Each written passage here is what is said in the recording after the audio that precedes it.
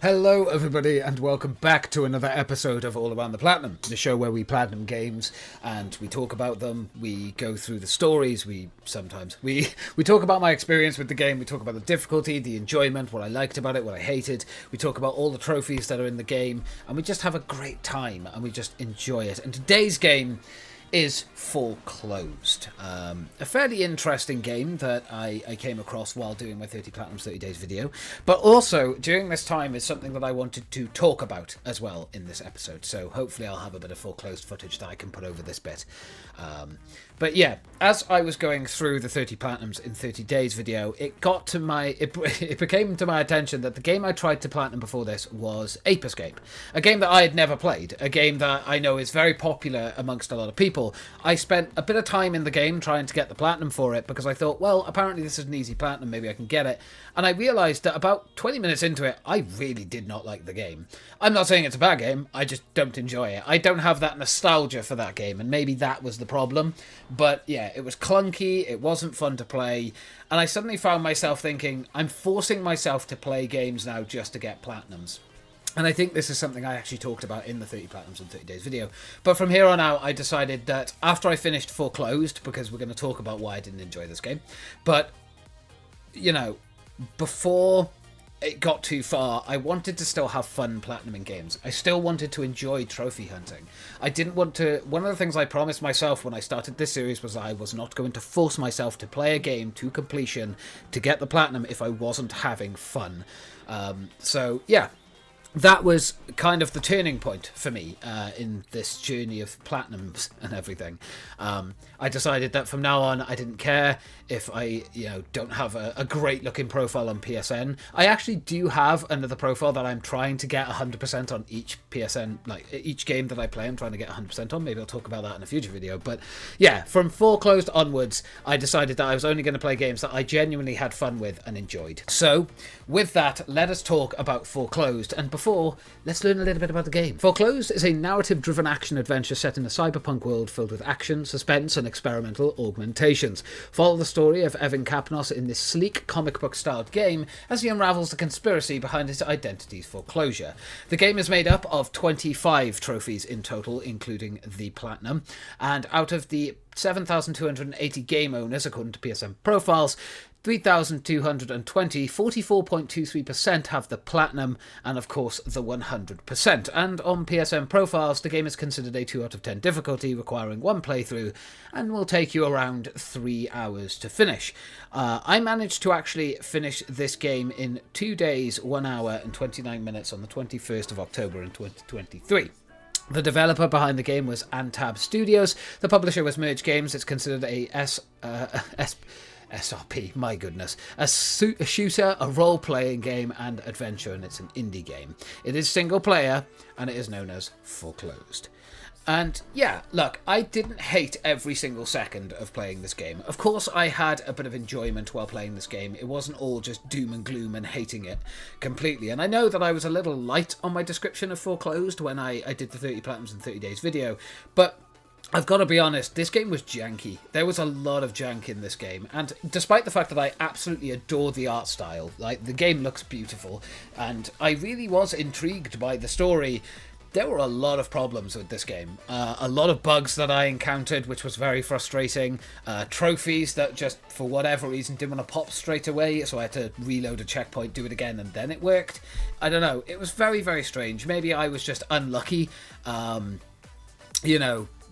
in my playthrough of this, but I also had to play through the game multiple times because one of the trophies just didn't pop for me. It outright didn't pop.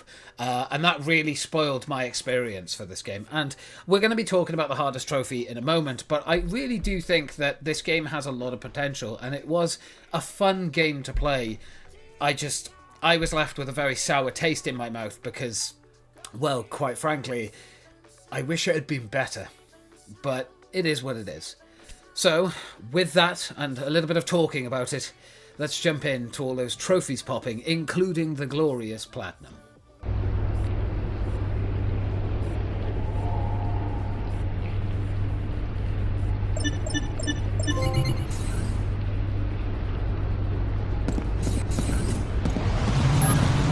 I'm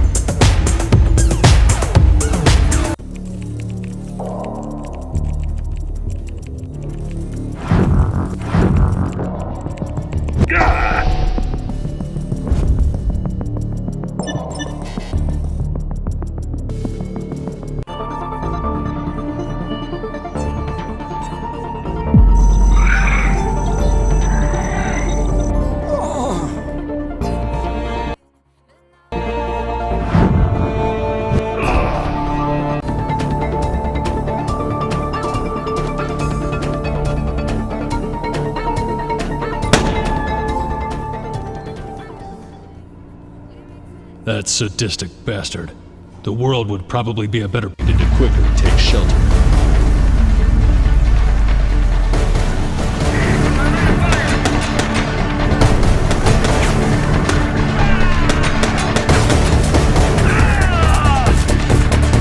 Chain lovers in these parts. Just try not to die. You owe me a favor now. I was all set and ready to strike my final blow. Finding the...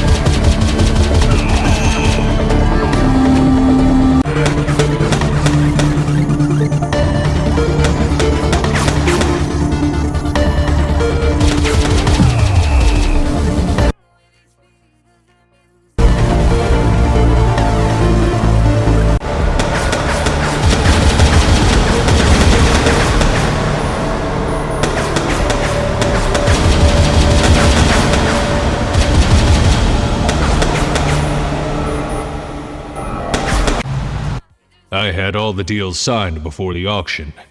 It was time to reach the court. The court. Once all contracts were duly signed, my last job was to...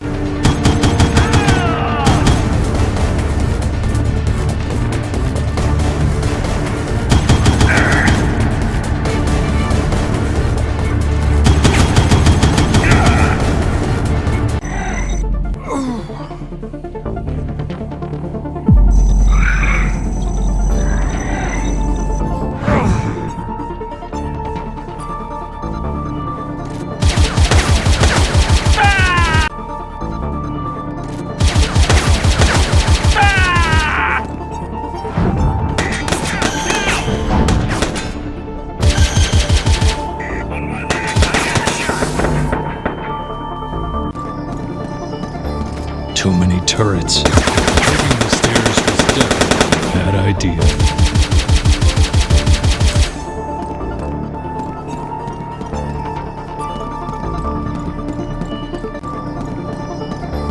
Too many turrets. Taking the stairs was definitely a bad idea.